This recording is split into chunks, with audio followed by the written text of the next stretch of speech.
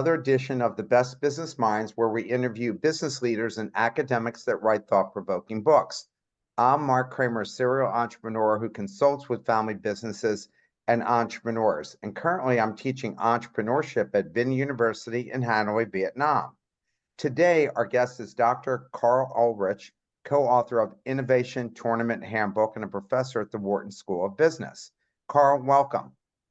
Thanks, Mark. Thanks for staying up late and hosting the show. Yeah, I hear it's 11:15 p.m. in Hanoi, Vietnam, but I'm glad to have you, and I love the book. It's one of those books you'll read twice, but it gives you lots of great ideas about how to come up with new innovation. So let's start off by you telling us about your professional background and how you got to where you're at right now. Well, Mark, most people do a lot of post hoc rationalization, and I'm no different. So I have rationalized what my career has been about, but it's been almost a random walk. My only education is in engineering at MIT, but I did a lot of eclectic stuff. So my master's degree was inventing a commercial clam shucking machine, and then I did my PhD in a field that I used to hide from everyone because no one knew what it was. It was called artificial intelligence, and now I put it at top of my LinkedIn, and then I became a business school professor, a job for which I was totally unqualified. So I've sort of just had a random walk, but I think the silver thread is I've always been super interested in innovation and design, and so everything I've done has either been doing innovation or in recent years helping other people innovate. Have you been doing any new ventures yourself since that one venture that the clam shucking business? Well, that was actually my master's thesis. That was work for an entrepreneur who started a company called American Original that leads the market in surf clams, if you can imagine. I myself have done a few ventures, and the most recent is a largely B2B business called MakerStock, and we provide materials mostly to university maker labs and other fabricators and designers. So it was a kind of good old-fashioned business where I saw a need in the marketplace in a community that I was part of, and we started a business to address it. Excellent. Why did you write this book? Well, it's a funny thing about books. It's actually the second book with a white cover and black lettering with innovation tournaments in the title. The first one was just called Innovation Tournaments, and my colleague Christian Tervish and I wrote it in 2009. And the funny thing about books, you write them, and then only when you start doing speaking tours and teaching the material do you figure out the book you should have written. And so we then, 10 years later, we said, we need to write the book we should have written, which was much more a how-to book. So the Innovation Tournaments book, the 2009 book, lays out some of the theory and principles behind tournaments and why they work and how they work. And then the recent book, the one that just came out, is focused on, okay, how do you actually run innovation tournaments in an organization? And that's why we call it the Innovation Tournament Handbook. What is an innovation tournament? And from reading your definition of Y Combinator, practically every business is in a tournament, and we as individuals are in multiple tournaments, ranging from choosing schools, sports, jobs, life mates, which you mentioned in the book. Yeah, well, Mark, it's even worse than that. You could argue most of life is a tournament going down to the cellular level. Darwinian processes are tournaments. Survival of the fittest is a tournament. So we definitely didn't invent the idea of tournaments. Tournaments are everywhere. Really, what an innovation tournament in our specific context we focus on is it's an organizational process by which an organization can identify, generate, and evaluate exceptional opportunities for innovation. And the idea was not, we didn't invent tournaments. Our insight was that tournaments could be managed more deliberately we could bring some process analysis to tournaments and improve their performance dramatically. That was really the big idea in the book.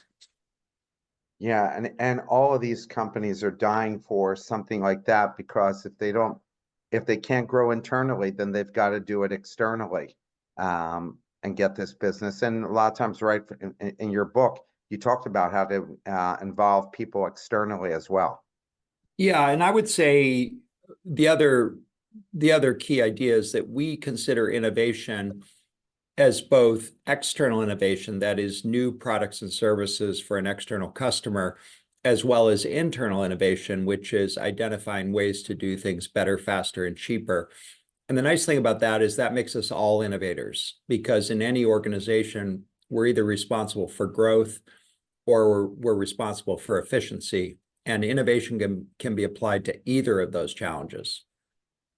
Are there businesses more suited to run innovation tournaments than others, or can you create great value? And how is innovation tournaments different than a hackathon? I would say the organizations where I would say I have not yet encountered an organization where you can't use tournaments effectively. In fact, I think we say in the book that a tournament can be used inside the three walls of your own cubicle. And if you're working on identifying a name for a new product or something, you could do it yourself. So I think the tool is pretty universally applicable. And but when you say hackathon, the idea there is that you're bringing together a disparate group of previously unrelated people in a competition, and that evokes more of like a sporting event kind of tournament, which is where the term originally comes from. So I guess the way I could distinguish an important distinction would be the extent to which you engage the outside world. It's all comers, open tournament involving people from anywhere, versus is this something you run within the four walls of your own organization? Either can be tournaments, and a hackathon is typically only the former, only the open model. What are the three core truths about innovation that you write about in the book?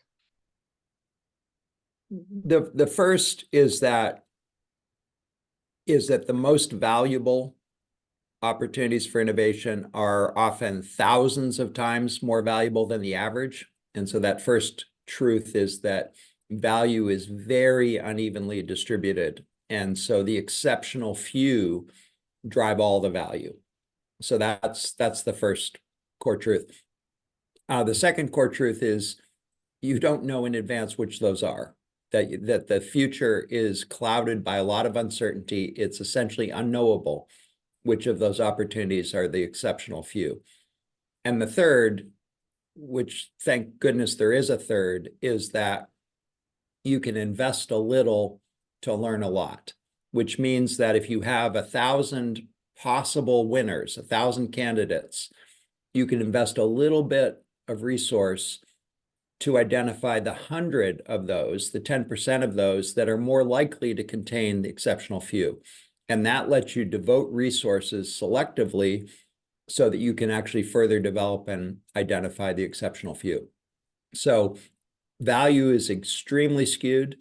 You don't know who the winners are, but fortunately, you can invest a little to learn a lot. You relate stories on great companies missed by best venture funds. What holds greater weight to success, smarts or luck? Okay, Mark, I got to be really careful you don't send me down a philosophical rabbit hole here. But let me just, for the record, state that smarts is also luck. So, think about it. You didn't do anything to get the smarts you've got. That was also luck. Now you won the ovarian lottery, as Warren Buffett said. So it's all luck.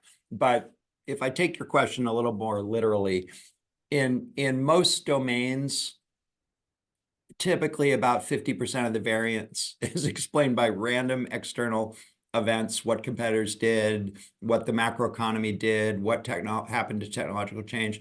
And about 50% is explained by the deliberate action of the innovator. Did you apply the right process? Did you choose the right opportunity? I'd say it's about 50-50. It's true of most things in life, I think. Yeah. Yeah, I would even agree with your first statement when I tell people that, most of success is things you had not planned on. I mean, when you uh, came out of the womb and you had all your fingers, toes, and eyes and everything, and who you were born to, you didn't pick any of this stuff. So things fall right. I heard Warren Buffett and Bill Gates said, what do they attribute their success? Luck and just right place, right time. Yeah. No, it's true. I mean, I was looking at your bio. You and I graduated from high school the same year, 1978. It was a charmed time for people in the Northeast United States with a college education. I mean, it was really hard to screw it up. And that's just not true in most of the world. Yeah, no question about it. And we're just fortunate for that. Based on your theory, if I understand correctly, making many bets increases the odds of a home run. So should entrepreneurs put all the resources in one concept or multiple, and why? It's man, that's a deep and interesting question. And I think most investors, people in the entrepreneurial ecosystem, which you're part, we kind of talk out of both sides of our mouth on this, honestly.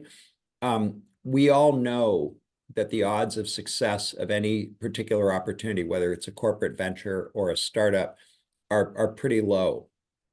And how do we mitigate those odds? We play a portfolio. So we place a lot of bets. That's the way you handle risk like that. And so, but on the other hand, entrepreneurial success and the success of a project, a risky project within a corporation, depends on a champion who believes it's their only chance of success, who they have to put everything into it in order to make it win. So it's really tough being an entrepreneur or being the champion of a innovation project, because if you're doing something interesting, your base rate of success might only be 10 to 20%. And as a society and as an organization, as investors, we want entrepreneurs to be taking on those risks. And the way we mitigate as investors and managers is we have a bunch of projects. We have 100 projects or 100 items in our portfolio. So I guess what I advise entrepreneurs, when I teach entrepreneurship, what I advise students who are considering being entrepreneurs is understand this is the risk you're taking, and you probably can't get sufficiently diversified as a single individual to guarantee success over your career. There's a decent chance you can't make something work. And so as a result, you want to find, first of all, you must love the process. You must just love doing it and be very mission driven and very process driven, because you might not succeed financially. So that's the first thing. And then second, there's no shame in sharing the risk, in raising some capital, paying yourself a living wage, finding partners that you can work with, because as a society, we rely on people taking those risks. And it really isn't fair that people bear it disproportionately. You write that you have run over 100 tournaments.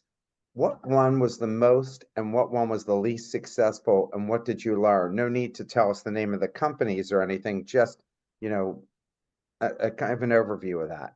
Yeah. Well, I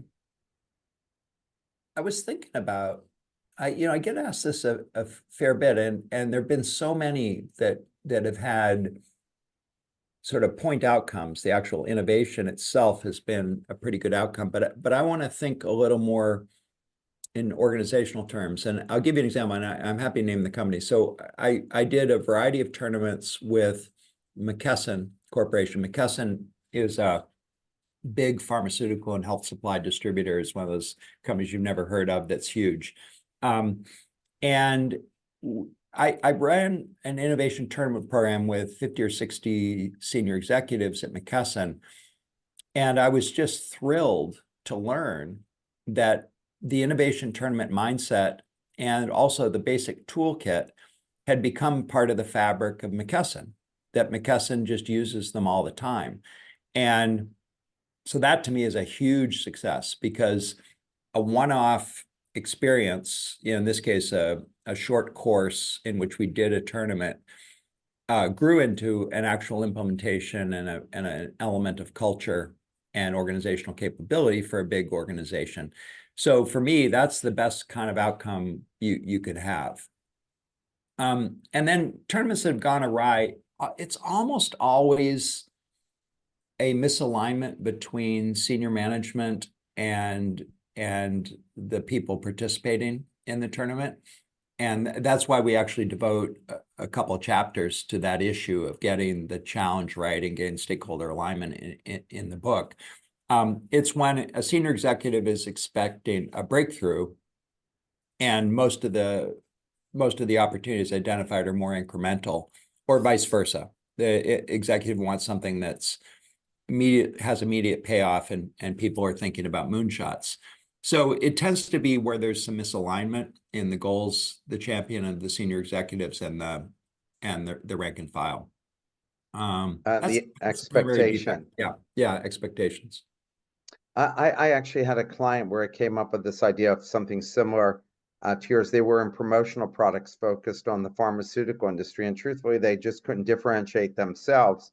So I said, why don't we become promotional venture capitalists? And they said, what do you mean? Let's go to all the inventor groups. At that time, there were 98 in the country, and essentially run what you call tournaments, telling them what these different drug companies were selling, and for them to come up with unique products to help market them. And we thought maybe we'll get 20, 30 entries, but we got 500 entries Wow. from all of these inventor groups from across the country. And it turned out that Merck and some of the others said, why don't you guys just run things one off for us individually? And so they ended up making a business out of that. And when they sold the company, that was part of what they sold, was their Wow. promotional product ventures. Awesome. What are the ingredients of smart innovation tournament? Um, Yeah, and by smart, you mean an effective innovation Yeah, tournament? Yeah. yes. Well, I'd say the there's a lot to say here, but the first and most important thing is crafting the challenge correctly. And there's a lot to say about that, but part of it is senior management alignment, particularly around the level of risk and uncertainty they're looking for. Are they looking for things that are more radical, or are they looking for things that are more incremental? And also part of that is a problem definition that's sufficiently broad. So that would be first and foremost, is getting the problem statement right. And then the second is getting the right group of people and together. And really what you're trading off here is there's a lot of value to engagement, because it builds buy-in, it helps create a culture of innovation, it demonstrates management's commitment to innovation. So involving a lot of people is generally a good idea. But the ugly truth is the average participant in a large group is just not all that good compared to some people who are compared to the exceptional few employees or other stakeholders who are just particularly good at coming up with great ideas. And so you got to get this balance between engaging your top most creative ideators in the organization, and at the same time being very inclusive. There are benefits to both. So getting that right is another key success factor. And honestly, and then I guess the third factor would be making sure that your selection filters are correlated with the thing you care about in the end. And the way that can go wrong is, for example, if you have a senior executive team voting on opportunities, but you're creating products or innovation opportunities for some market for which they're not representative. Let's say, surgical instruments or children's toys or something where they're not the target customer, you can get a selection filter that doesn't correlate with what you ultimately care about. So getting those filters to be faithful representations of what you're trying to do is also a key success factor. What was the most successful tournament you ever ran, and what do you attribute that success to?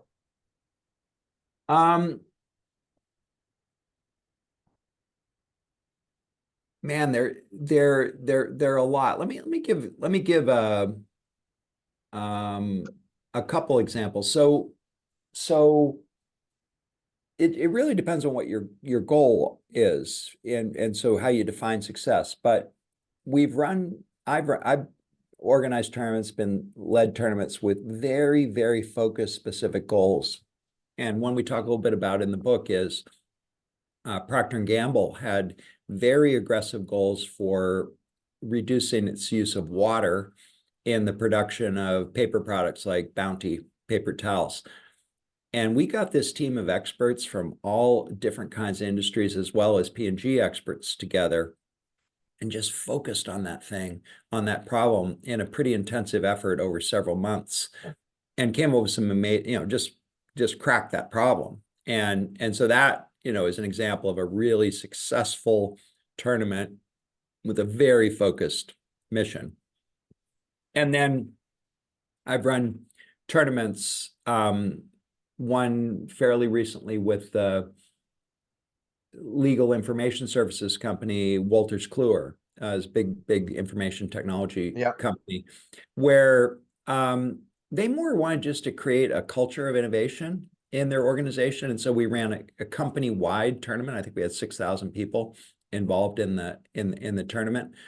And that was also super successful, not because of the specific outcomes, which honestly I don't even remember, but more because you had 6,000 people who got exposed to a different way of thinking and felt engaged in the process of improving their business. And that was the goal for Wolters Kluwer.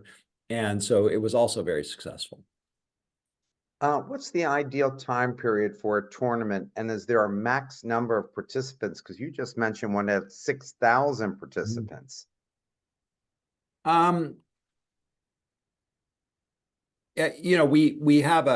actually have a whole chapter in our book called, I think, The Architecture of Tournaments, in which we identify a set of dimensions that you have to resolve in designing a tournament, and they can really vary widely.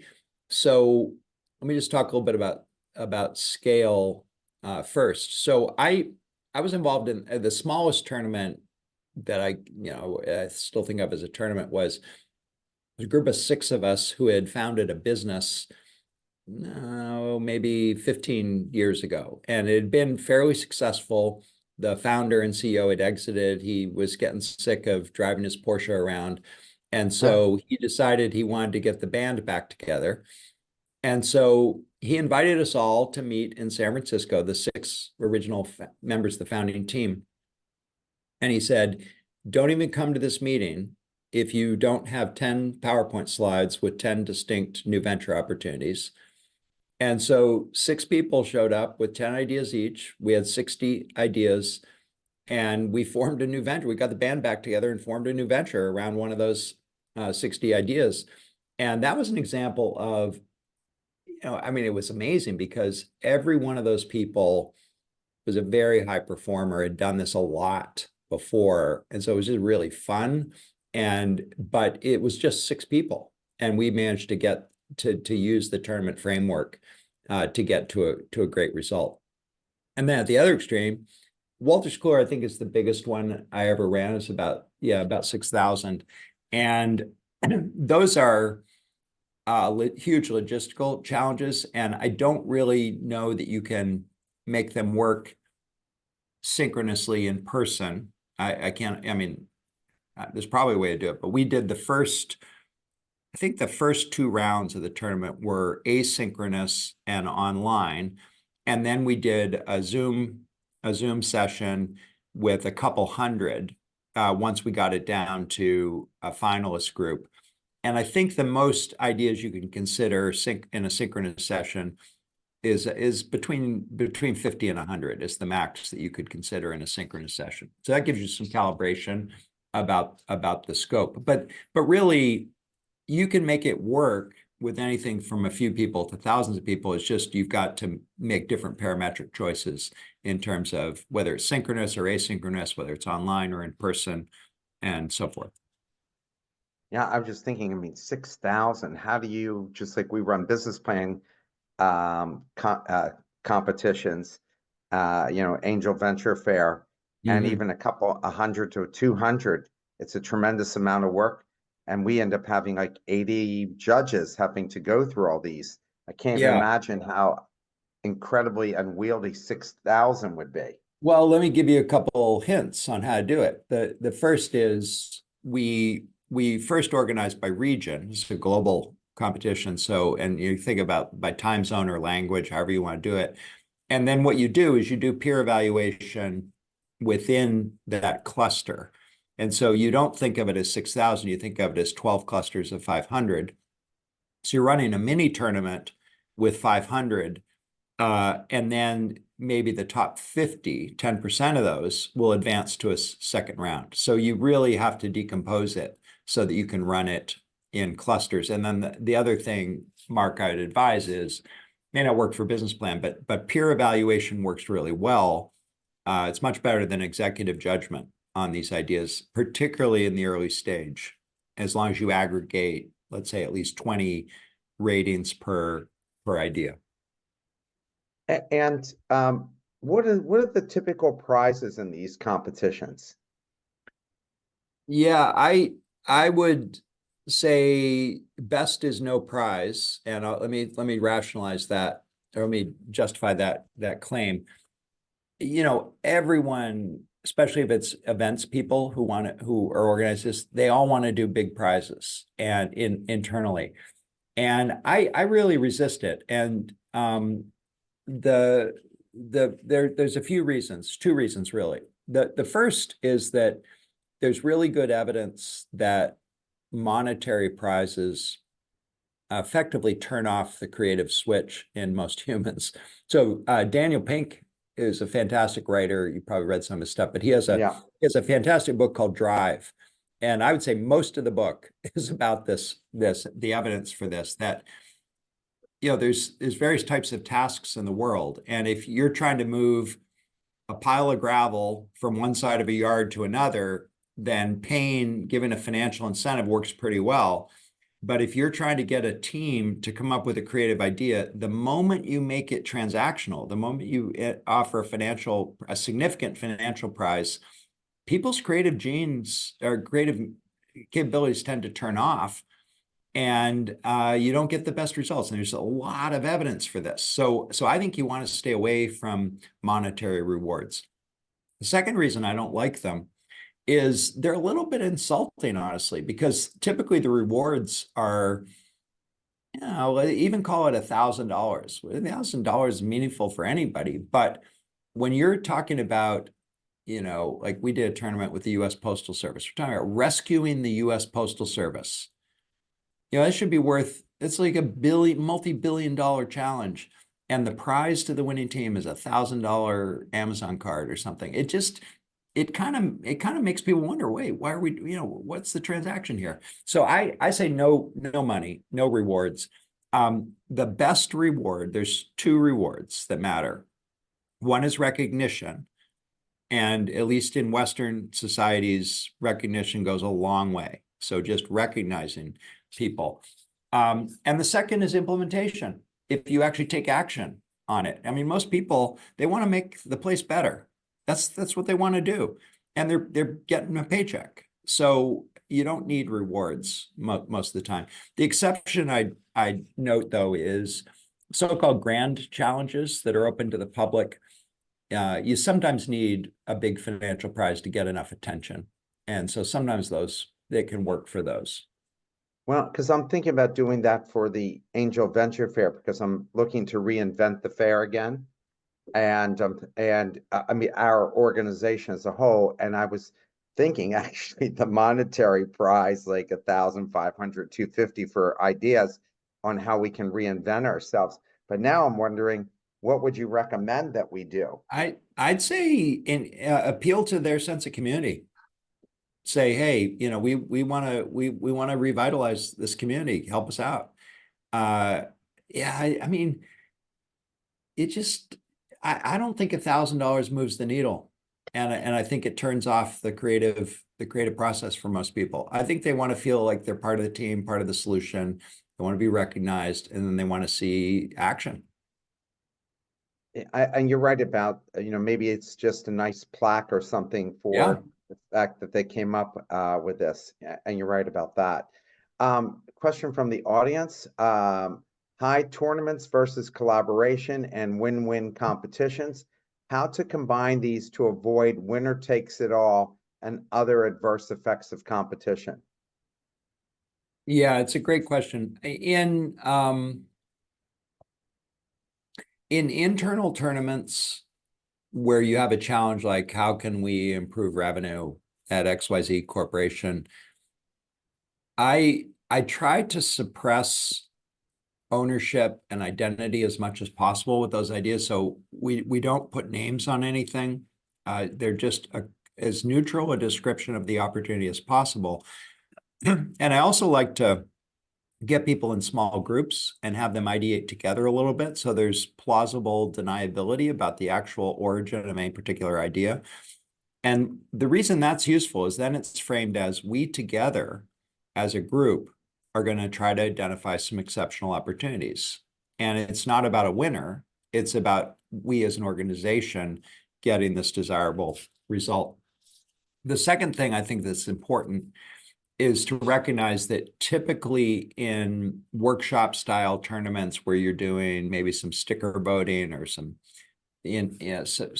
wisdom of crowds, evaluation of ideas, the fidelity of your evaluation is pretty bad. Like you should not trust the accuracy so much that you're only picking one winner.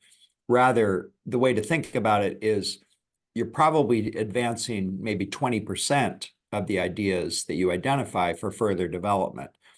And if you're advancing 20%, the risk of a false negative is much lower, and you can mitigate some of the winner takes all kind of effects. Lastly, one of the other things that I like in tournament structures in organizations is to have a first round in which we collectively identify a set of opportunities, but then the second round is you provide a little resource. So maybe $1,000 of resource to do some market research or build a little prototype or something like do some design, something like that. You provide some resources and you form up teams about the opportunity, and then you let them work for a few weeks, and then you reevaluate the ideas. And that makes it more a collective project than a competition with a single winner. You say that money is not an essential ingredient, it doesn't matter. Is there other things besides just the recognition that ignites people? Like, I keep wondering if a company does a tournament and somebody comes up with a great idea that's a moneymaker, doesn't it make sense to maybe say that they get a certain percentage of the profits that come from this new idea? And wouldn't that spur other people to come up with more ideas in a corporation? Well, I'll give you my opinion. What can I do but give you my opinion? I also Yeah. think that's a bad idea, Mark. And the reason here's the reason. Either you're already hired to enhance profits of the corporation. So if you're a product development engineer at XYZ Corp, it's your job to innovate, and then to say, oh, we're going to give you this. There's a special thing where you innovate a little more, and then we share revenue.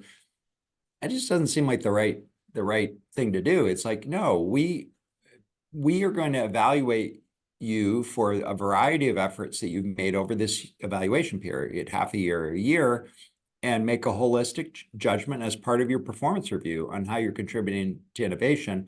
And sure, bonuses are great, raises are great, but it's not a coin operated innovation system, which has the problems we've described, but also is a little weird given that their job description is basically to innovate. On the other hand, if you're talking about people whose job it is who don't have a job description that's to innovate, so the janitor, then it's a little insulting to offer $1,000 if they generate $100 million in revenue. Then you're kind of like, okay, well, what would be fair? Yeah. Yeah, 5%. Let's make it Yeah. 5%. And now you're paying the janitor, 5 million. So I just don't think you can win here with the monetary with the revenue share. Now it might be that, I mean, what I do in my own business, Makerstock, anyone who's been in the business more than a year is in the profit share. And we look at net income, and that's the number we look at. And then it's like what we do a holistic evaluation of what people's relative contributions are, and we bonus that out as profit share. And I think that's a better way to do it than the more transactional coin op kind of approach. And you've obviously had a lot of experience and know what works and doesn't work. But to me, it just seems like if somebody comes up with an idea, but you're right, if they're already being paid internally, why do I got to pay twice Right. for the same thing?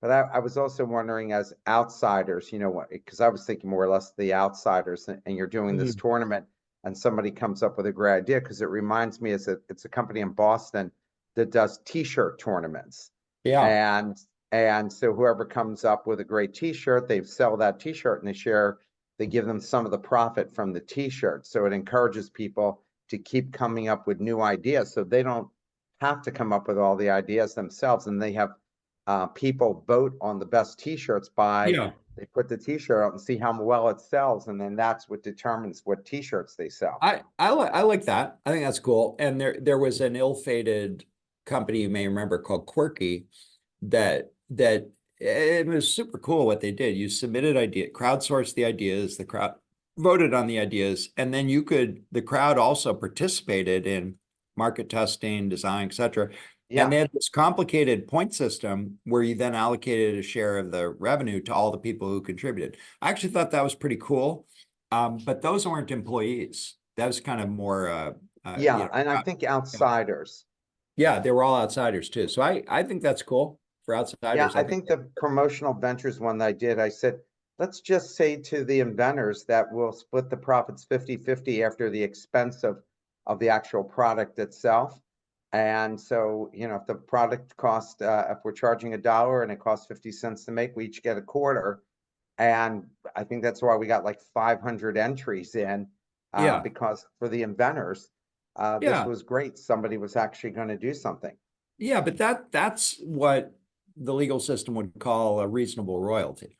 That's like, yeah, that's about what it should be. And actually the furniture industry, the toy industry, all publishing, all work on royalty models. Those work pretty well.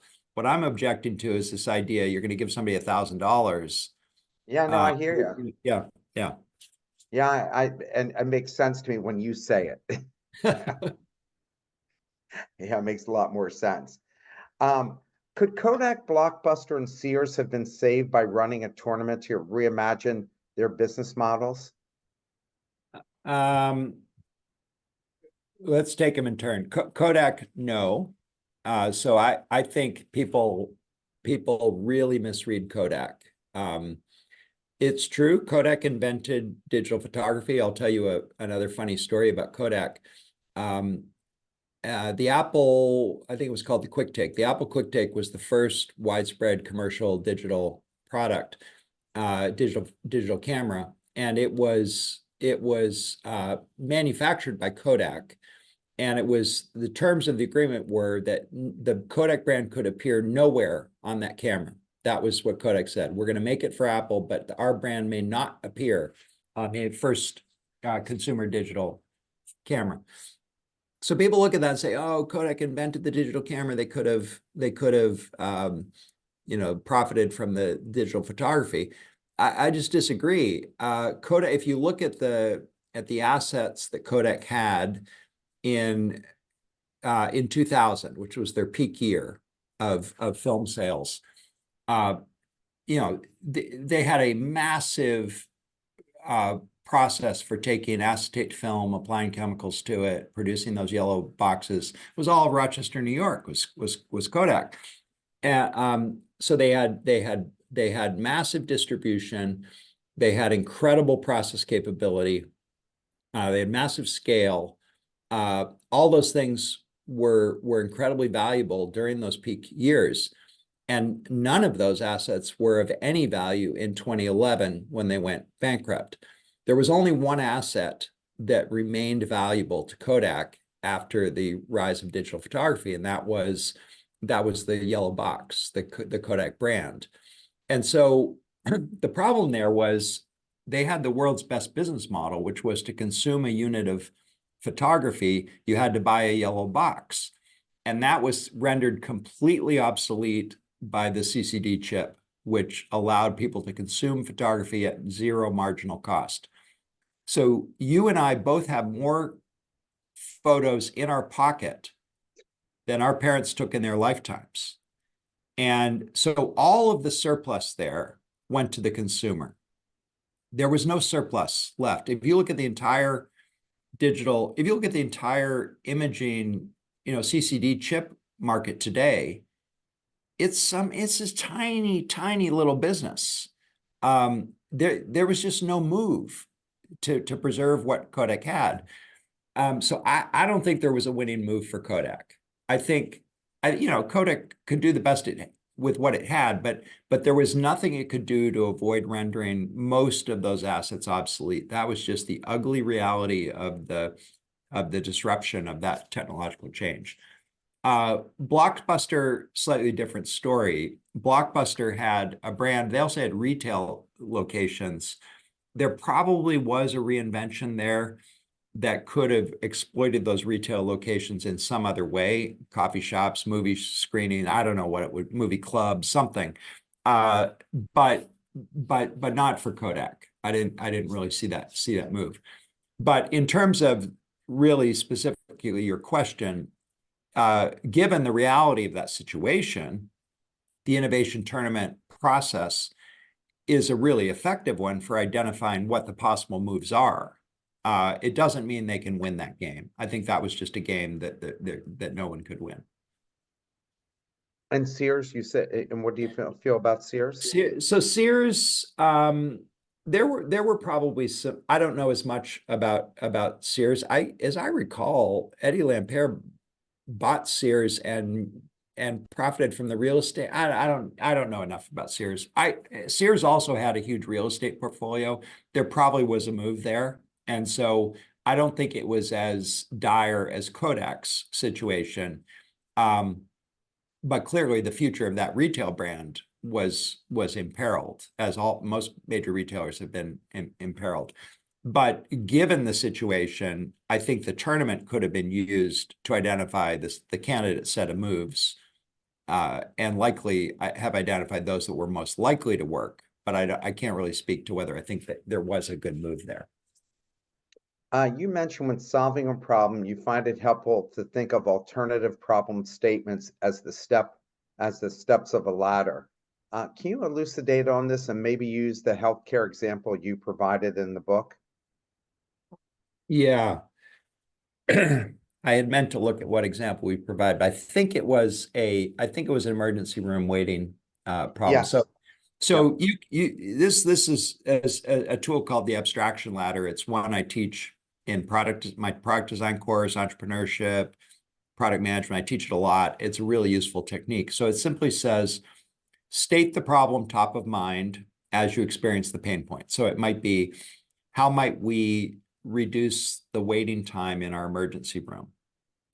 And then you ask the question, what desirable outcome would result if we solve that problem?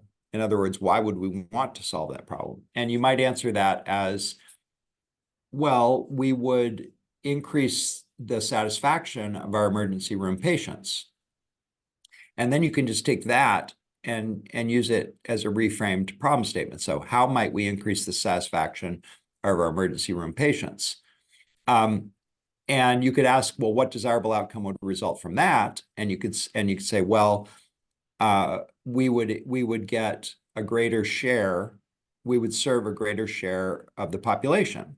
And then you could reframe the problem as, how might we serve a greater share of the population?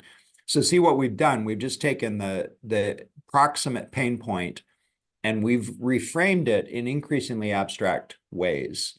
Now, why would you want to do that? The reason you'd want to do that is you open up additional avenues for the solution. So let's take the first reframing.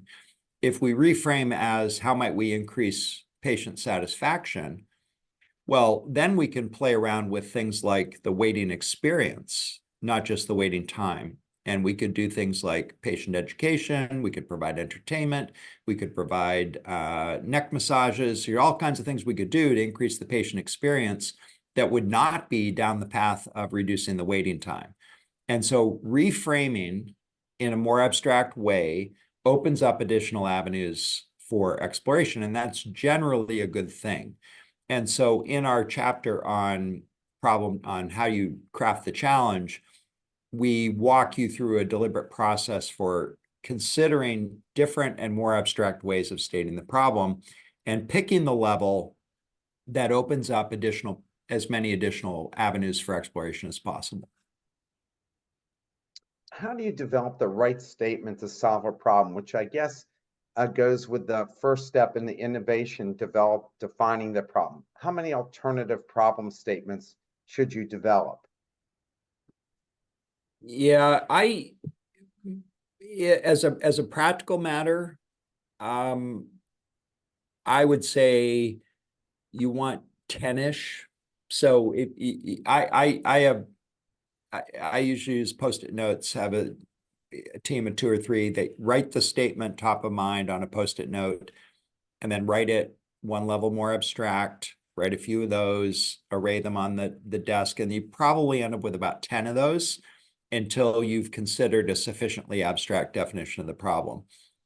And then the heuristic I give people is pick the most abstract statement of the problem for which any solution would actually make your proximate pain point go away. Now, let me elaborate a little bit. So if you work in the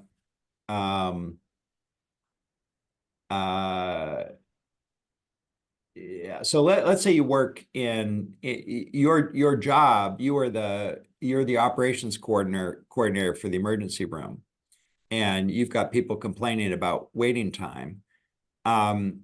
If you define the problem as how might we enhance the customer satisfaction in the waiting room, that's probably okay. If you define the problem as how might we increase our share of the healthcare market in Philadelphia, that's too broad, because there's some things you might do like marketing partnerships, which could increase the share of your share of the healthcare market, but people are still waiting in your waiting room. And so your proximate pain has not gone away. So you want to define the problem as generally as possible, but still not so general that if you solve the problem, your pain point, but specific enough that if you solve the problem, your proximate pain point goes away. That's the heuristic I use. But probably about 10 alternative problem statements. In the book, you write about the number of ideas generated in rounds of selection. What are good numbers, or does that depend on the industry and or what are you trying to accomplish?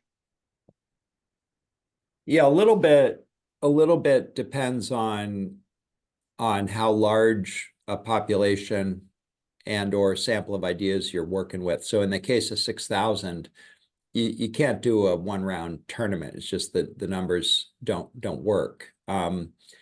So the more opportunities you're considering, the more rounds of filtering you need to get to the exceptional few. So that's one principle.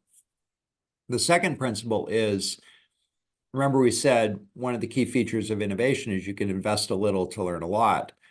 The question is, what kind of investments are required and how long do they take and how much do they cost? So for example, in the pharmaceutical industry, you can do that first round of screening, which is, does a compound, is it biologically active? That's a screen you can do for $1,000 per compound. But is it safe in humans is $100 million evaluation, and you can't do that for very many compounds. And so that's going to dictate to some extent how narrow the funnel, how narrow the tournament, the set of candidate opportunities has to be before they enter a clinical trial with humans. So it's pretty idiosyncratic, but probably the first order question is, how aggressively do you have to filter? Are you starting with 60 opportunities, or are you starting with 6,000 opportunities? And the more you're starting with, the more levels, the more filters you're going to need. Are the tournaments mostly all run online, or are there live tournaments as well? And is there one better than the other? I mean, that's one of the architectural choices. They functionally, tournaments work pretty well online. So you can do some nice things with online tournaments. For one, you can make them asynchronous. So you can have people do a Qualtrics survey or whatever to evaluate the ideas. You can scrub all the descriptions, make them uniform. There's a bunch of things you can do that are nice if you do it online. But what the online tournament lacks is the excitement of being with a group of people doing something fun. And so I find that, if at all possible, if you're working with a group of, say, less than 100 people, you benefit a lot from doing at least one round in person. And because it's just, you get, it's a special experience that really goes a long way to building a culture of innovation. And I think we benefit a lot from being together for that.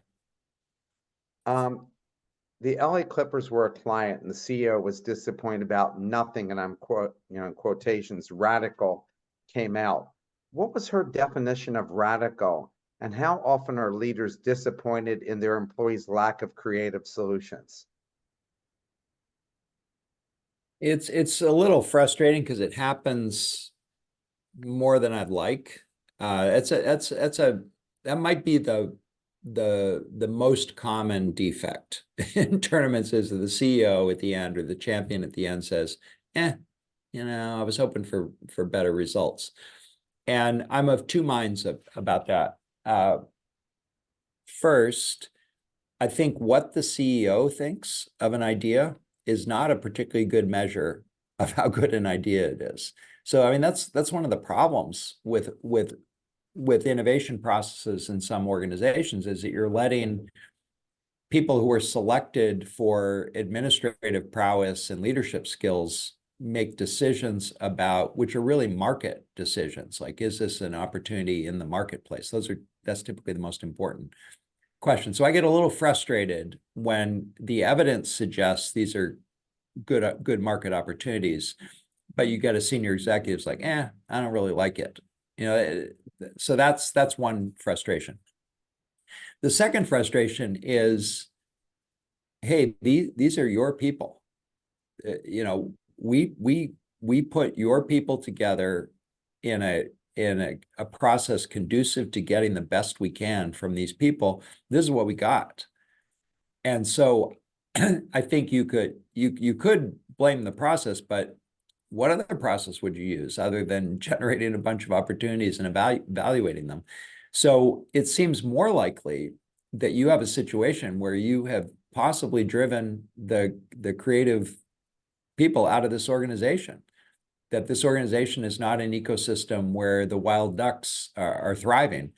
And that may be, an early signal that you have a cultural challenge and a workforce diversity challenge.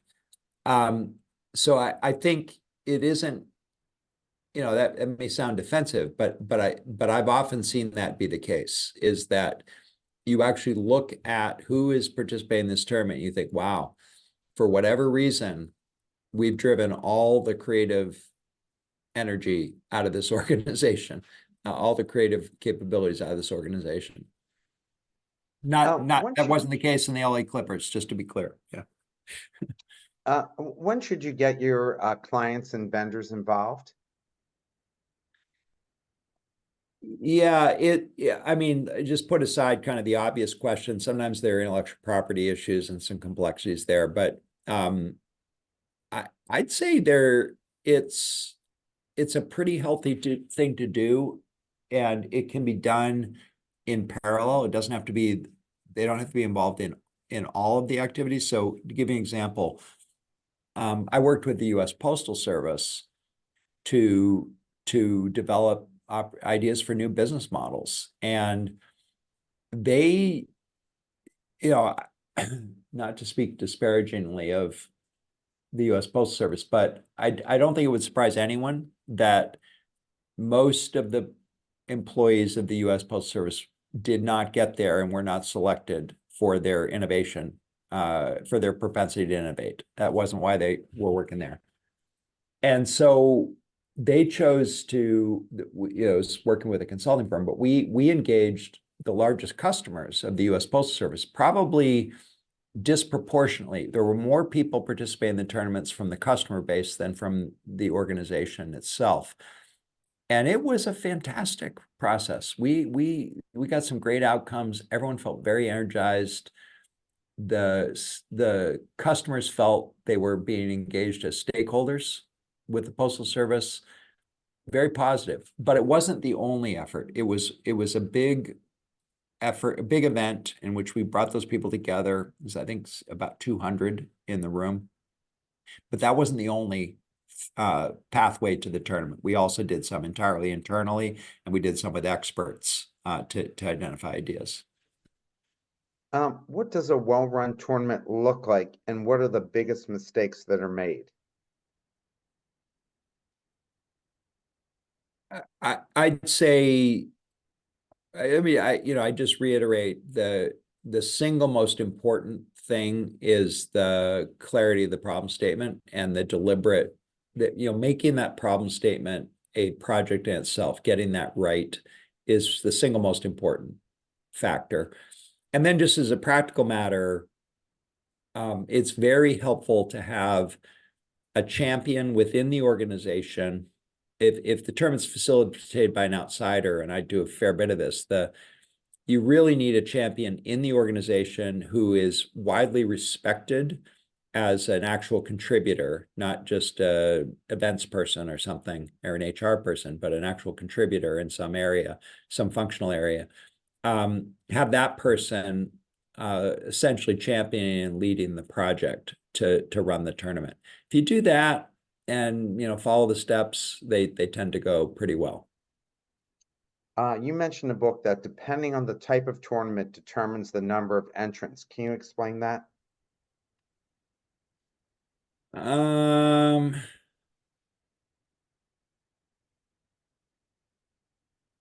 I mean, that's a pretty generic statement. I would just point to those two extremes I mentioned earlier. The getting the 6 people and the band together, that's gonna, 6, 10 each, that's gonna be the number of entries. Whereas in the case of Wolters Kluwer, you start with the premise that I want to involve 6,000 people because that's part of the goal of the tournament. So that's going to give me the number of entrants. So I think it's start with the goals of the tournament, and one of the architectural choices is how many people.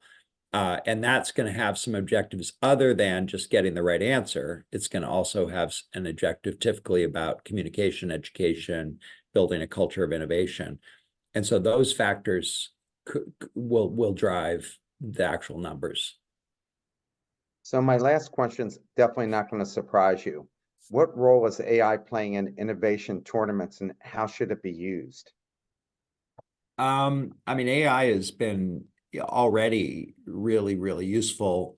I think that what I've been doing some research in this area, and I would say as we sit here today, the role of the large scale language models has been most prominent, most valuable in generating ideas, not in evaluating ideas. The evaluations have been okay, but the generating ideas, the LLMs have proven to be better than the average human. So we recently wrote a paper in which we looked at Wharton students, who are very smart kids who very creative innovators, and GPT 4 actually outperforms both at the top end of the range and the mean in the quality of ideas generated relative to the student innovators. So I don't think that's bad news. I just think if you're any innovator, do your best, top of mind, get your ideas out on paper, and then give the LLM a chance, because there's no reason not to make that additive. And so I think it's great. It brings the average level of performance should be increased because everyone has access to the LLMs. Carl, I can't thank you enough for spending the time with me today and spending time with all of us. Love the book, and it's given me ideas about what I need to do for the Private Investors Forum / Angel Venture Fair. I mean, that book has really helped clarify, and you telling me not to offer cash prizes for this will save us some money as well, but hopefully it will generate quality advice to us about what we need to do, because I think I've tried everything myself, but now I'm going to take the advice you've given in the book and turn it into something that I hope is going to help us stay around for the next 25 years. All right, Mark, a huge pleasure. And thanks so much for giving me the chance. Great to speak to you, everyone. Have a wonderful weekend. We'll see you all next week.